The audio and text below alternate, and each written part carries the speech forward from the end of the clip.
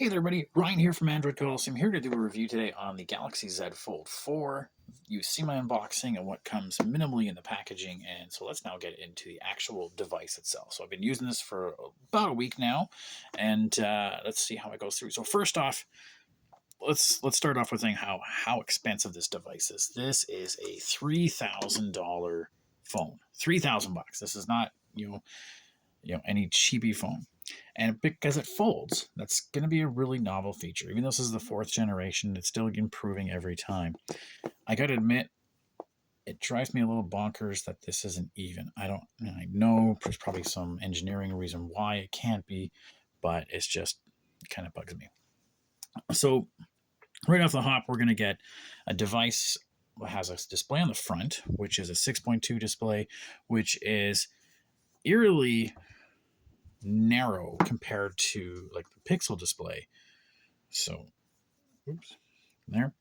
So really sort of narrow, but about the same height size of it. So it feels really narrow in display.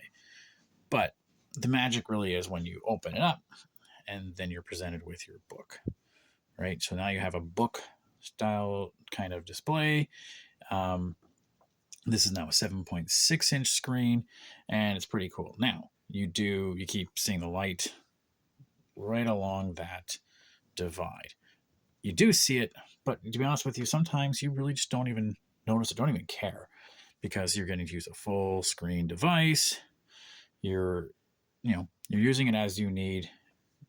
Who really cares? It's not like you're trying to display HD movies on this or whatever to somebody else. This is just to give you more real estate, and you like that. We have a nice little launcher, so it's almost like Dex-like in the fact that we have the launcher right here to get access to all your apps, which you do have the bottom part down here, and you can swipe away, and it goes back to the regular launcher. So you have that kind of feature. Now, if you also swipe up to bring your apps into view, you can see that. Now, if you had something really neat, so let's say I want to bring in LinkedIn, and I want to bring in, let's say, Facebook. Okay, but let's say I want to bring LinkedIn down here and put that to each other there. Cool. But then I also want to bring, I want to put my browser there. So you can play around with all these how you want. Oh, all right, make that even so floating, you can play around. And that's kind of neat how we can do that. Yeah, I know what to do with that. And then it saves that little sort of display style. Yeah. And let's make that go away. So kind of cool that we can do that. You can do things like with the camera. So you split it and you can take a picture and it shows up right here. You can even turn on the display on the front so you can see what's going on. Pretty neat. You can put it like that in like a 3DS mode, as my son calls it. If you wanted to do video, it makes its own little tripod.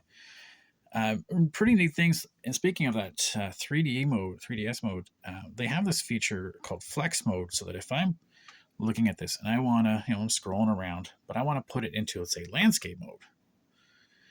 And okay, so I'm landscape mode, big whoopee, but now it folds this way. So if I turn it and fold it this way, because I turn landscape mode on for this app, I can bring in features like down here. So I can scroll all I want, go through it, right? But then bring up the features I want. So if I want to take a screenshot, want to adjust the brightness, or I really like is there's an option to, be a little, mouse there. So that's pretty cool. You have that feature. So outside of that, we have decent specs all around. As we know, Samsung doesn't really like to skimp on anything. But yeah, this is neat. It's novel. I don't know if I would say that this is something I absolutely have to have, or it's something that's kind of neat to have. Another interesting thing is that it does have option for the S Pen. Now this is the Tab S4 pen, so this goes back a couple generations, and it knows that you're supposed to get the right S Pen for this. Now, if you do get an S Pen, I don't know where it's going to sit, so that's kind of interesting on how that would work. Outside of that, you're going to want this if you have $3,000 to spend, or even like $50 a month, and then at the end of the 2 years, still have to pay like a bunch of money for it. But you want that tabletish style like feel, so you can load up a website, and then you can force it into desktop mode and not really be sacrificing. We do that often on our phones, forced into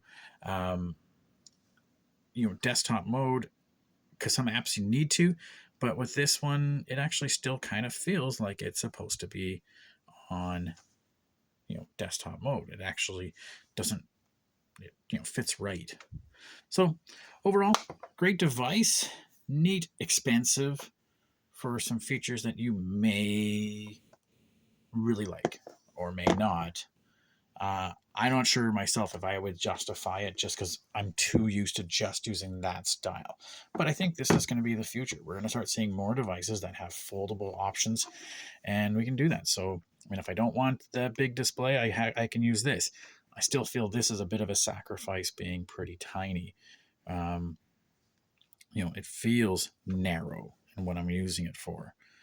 But again, if I want to just bring up a website and check my texts or whatever, I can do that.